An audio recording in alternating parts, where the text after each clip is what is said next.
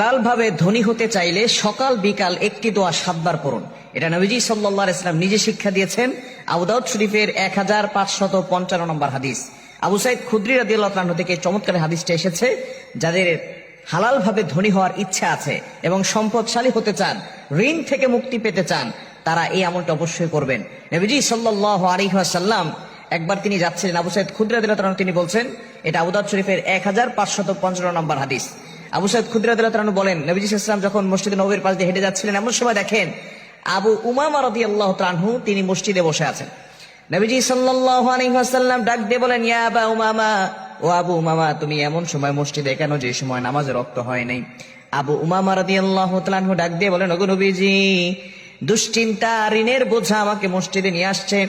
নবী সাল্লাল্লাহু আলাইহি ওয়াসাল্লাম বললেন, আবু উমামা, তোমাকে এমন কি কোনো বাক্য শিক্ষা দিব না যে বাক্যর আমল করলে আল্লাহ পাক রব্বুল আলামিন তোমাকে ঋণের বোঝা দূর করে দিবেন, তোমার টেনশন দূর করে দিবেন, দুশ্মনের দুশ্মনী থেকে আল্লাহ তোমাকে হেফাজত করবেন এবং আল্লাহ তোমাকে হালাল ভাবে ধনী বানিয়ে দিবেন। সুবহানাল্লাহ বিহামদি।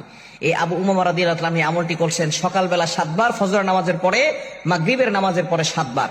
এই দোয়া পড়ার পরে কিছুদিন পরে আবু উমামা রাদিয়াল্লাহু তাআলা নবীজির কাছে এসেছেন হাদিয়া নিয়ে, ইয়া রাসূলুল্লাহ, আপনি যে দোয়া আমাকে শিক্ষা দিয়েছেন, এই দোয়ার আমল আমি পরিপূর্ণভাবে করেছি, 5 ওয়াক্ত নামাজ পড়েছি, আল্লাহর কাছে দোয়া করেছি, আর এই দোয়াটা বেশি বেশি পড়েছি, ফজরের পরে 7 বার আর মাগরিবের পরে 7 বার পড়েছি।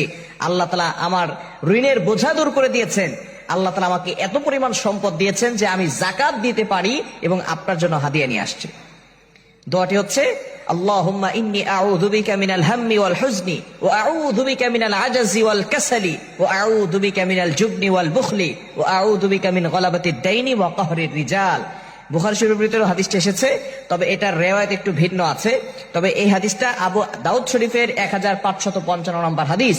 নবীজি সাল্লাল্লাহু আলাইহি ওয়াসাল্লাম চমৎকার এই দোয়াটা শিক্ষা দিয়েছেন। এই দোয়াটা ফজরের পরে 7 বার পড়বেন, মাগরিবের পরে 7 বার পড়বেন। আল্লাহ তাআলা গায়বী সাহায্য আপনাকে দান করবেন, ঋণের বোঝা দূর করবেন, টেনশন মুক্তির ব্যবস্থা করে দিবেন। যারা ফ্রাস্ট্রেটেড পিপল আছেন, দারিদ্রতার ভিতরে পড়ে গেছেন, তারা এই দোয়াটা পড়বেন। যারা ঋণের বোঝায় জর্জরিত হয়ে আছেন, তারা এই আমলটি করবেন। আল্লাহ তাআলা আপনার ঋণ দূর করে দিবেন এবং আল্লাহ তাআলা আপনাকে হালাল ভাবে ধনী বানিয়ে দিবেন।